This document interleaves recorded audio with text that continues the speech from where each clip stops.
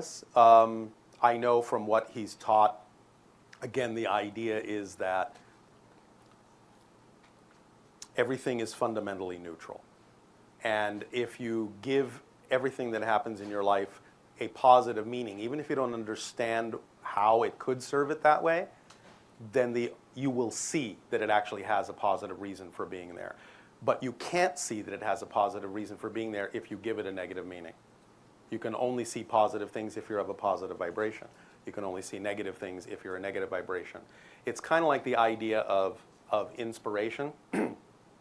If you're not in a positive wavelength, when you're looking for a solution to something, if you're not in a positive wavelength, you're actually not capable of actually seeing opportunities and inspirations that could be right in front of your face.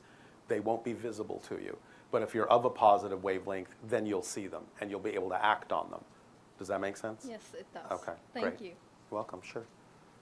Anyone else have a question for me? Yeah. Yeah, for me. Because Bashar's not here anymore, so. Yeah, go to the mic, sure. What was the third law? The 5 laws are: you exist, everything is here and now, the one is all, the all are one. That's the third one. What you put out is what you get back, and everything changes but the first 4 laws. What was the fifth one? Everything changes but the first 4 laws. As I had confessed to Bashir, Bashar. Bashar. And by the way, who gave you that name, by the way? This happened to me.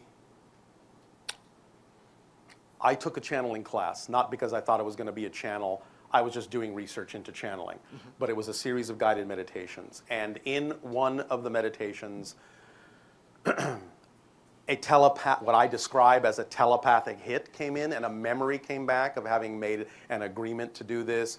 I had a UFO sighting that led me up to it. I understood in that moment that the UFO was his ship shown to me to get me to start learning this stuff. And in that one moment, the word Bashar was there. Now, I thought it was his name. He explained later that in their society, they're telepathic, they don't need names. He knew we needed to call him something, and so that word was there. I have since understood that part of the reason that word was chosen is because it's an Arabic word. I don't speak Arabic, but part of my background is Arabic. And the word, even though it's not his name, is representative of what he does. I was actually told a couple of years after I started channeling that the word Bashar means messenger or bringer of good news in Arabic. So it's representative of what he's doing, even though it's not literally his name, but I had no idea what the word was. I just thought it was his name, but that's where it came from.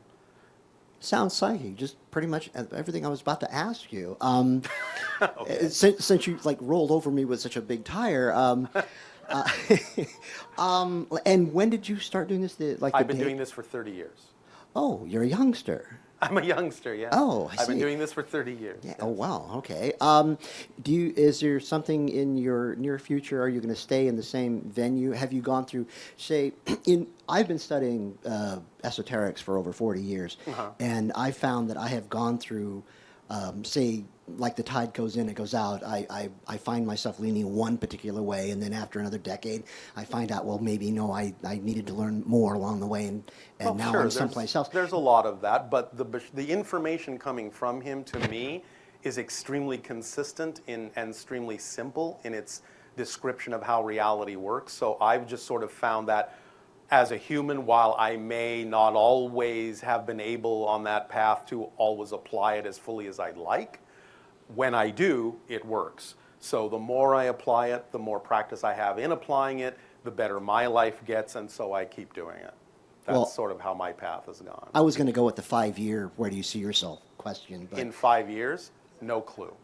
I appreciate your No honesty. idea. Yeah. Thank you very much. Sure, thank you. Yeah, come on up.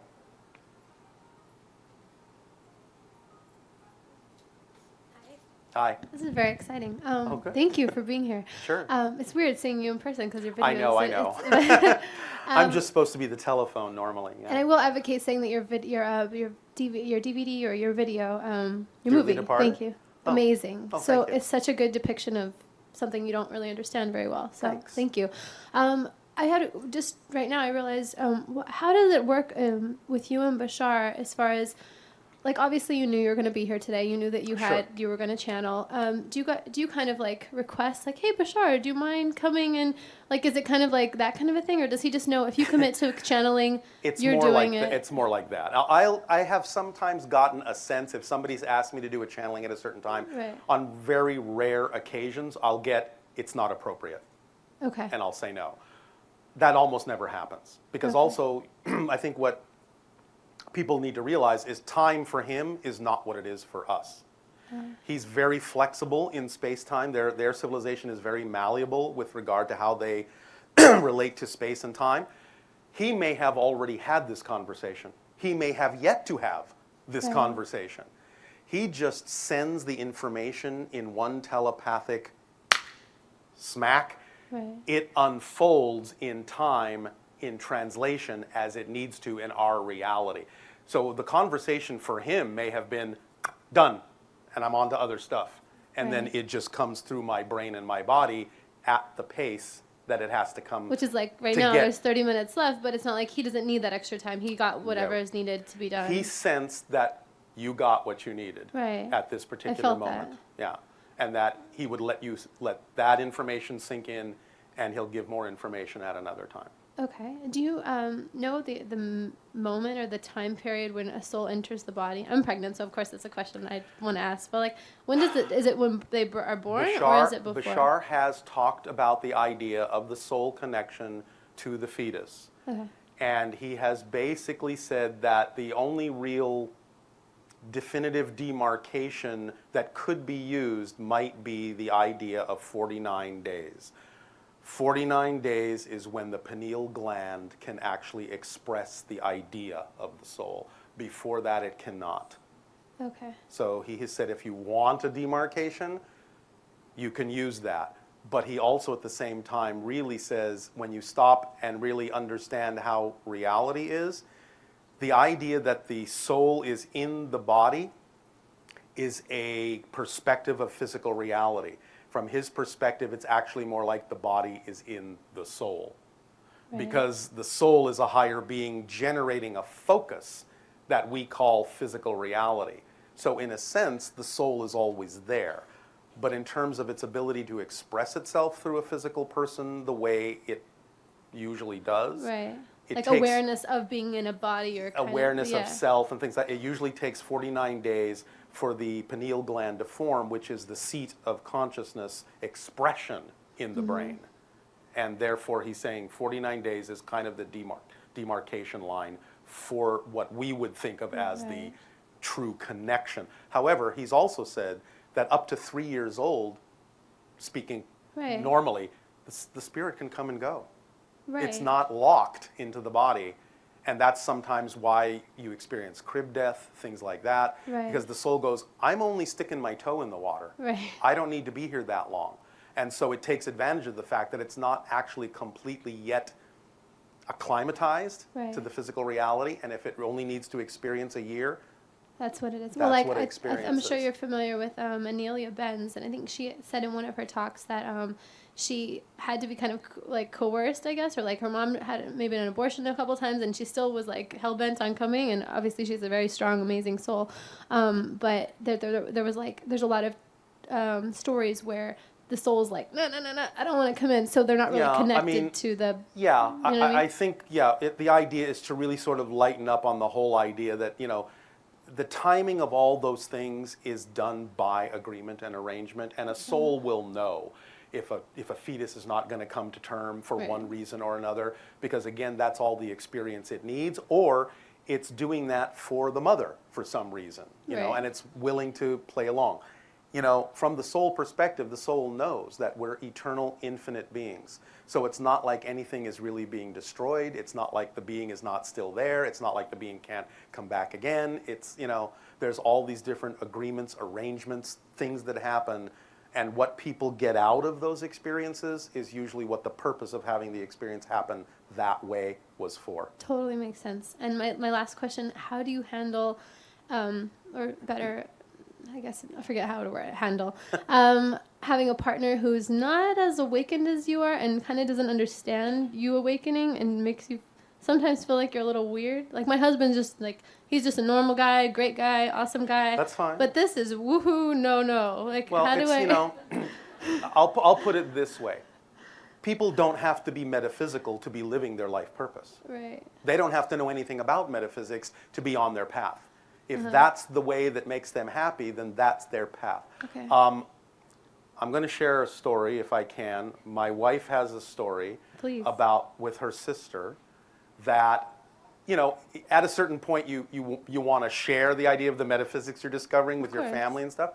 And like what you're saying about, you know, the sister was, you know, literally at one point in the conversation, it was almost like the higher self of the sister suddenly appeared in the body and it's like, don't you understand? I can't know this now. And backed away.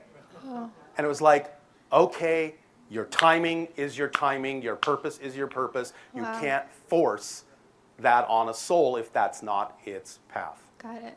So, yes, it's great to share it with people. Yes, if you find that there is a true vibrational incompatibility Right. there, if you're not being allowed to be who you are, No. you know, then you may have to think, well, okay, maybe this person doesn't, you know, belong in my life.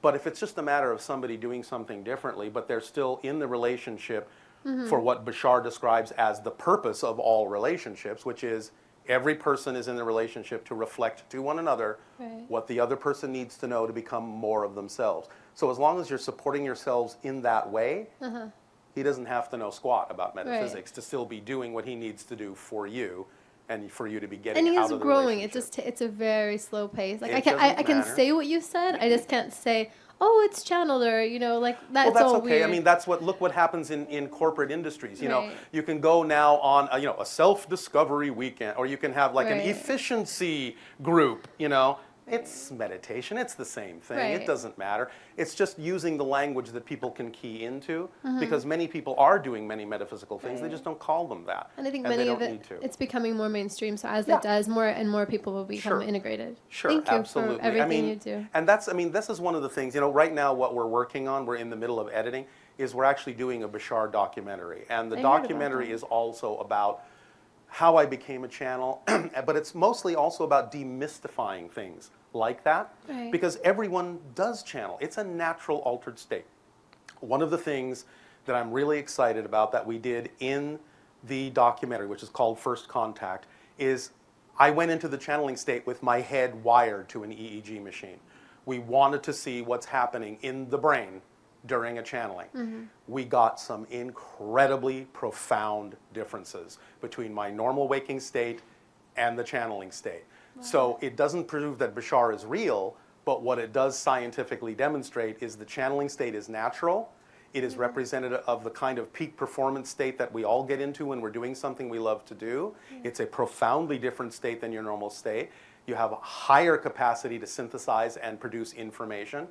And that just demonstrates that the channeling state is real. So there's hard scientific evidence that the state is real. Nobody has to believe that Bashar is real to take advantage of the fact that the state is real and Right. can deliver interesting things. Right, and you say that all the time. Like, who Yeah. cares about that? Just listen to the message. I can't which- prove that Bashar is real. That's not the point of the channeling. Yeah. The point is the information. If the information works for you, use it. If it doesn't, you'll find what you need somewhere else. I have no doubt. Thank you. Thank you for being bold enough to share your truth. I appreciate it. I Thank just you. had, I guess, a capacity for not caring if anyone thought I was crazy. I'm working on that. Thank So you. that's kind of what it takes. Thanks. How are we doing on time? 15 minutes? Yeah. You want to come up? You. Yeah, I'm pointing at you. Yeah, you. You there.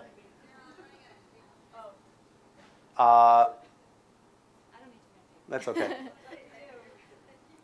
Yeah. So, with the role that you're in channeling Bashar, what is your understanding of why that's coming through at this time? I would And- think that's kind of obvious. Well, We're all exploring these kinds of so things we're exploring now. this now, and I guess there's this belief that we're, as humanity, undergoing a transformation. Sure. Well, that sends out a signal. Okay. It sends out an invitation for anything of like mind, like vibration. So in a sense, Bashar is saying, I'm answering an invitation that you sent. You want to know these things. You want to interact with beings like us. Through all this, why can't Because, you talk about because you can't experience the process of creation anywhere but in space and time. Okay. I don't know if Bashar covered this, but the idea is that physical reality experience, you can accelerate your growth very rapidly because you're actually creating a challenge that forces you to stretch. Bashar kind of describes this as, he calls this the watermelon seed theory. You know, if you take a watermelon seed and you squeeze it between your fingers, if you squeeze hard enough, the seed can't go up, it can't go down. It's got to spit out in a new direction. Yeah. So the idea from Bashar's perspective is there is such a thing as positive resistance, positive creative pressure.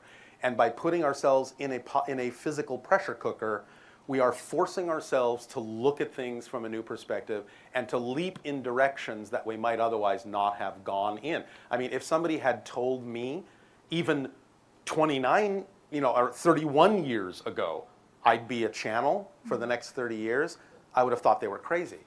But just by following the events that happened in my life and acting on my excitement, this is what happened.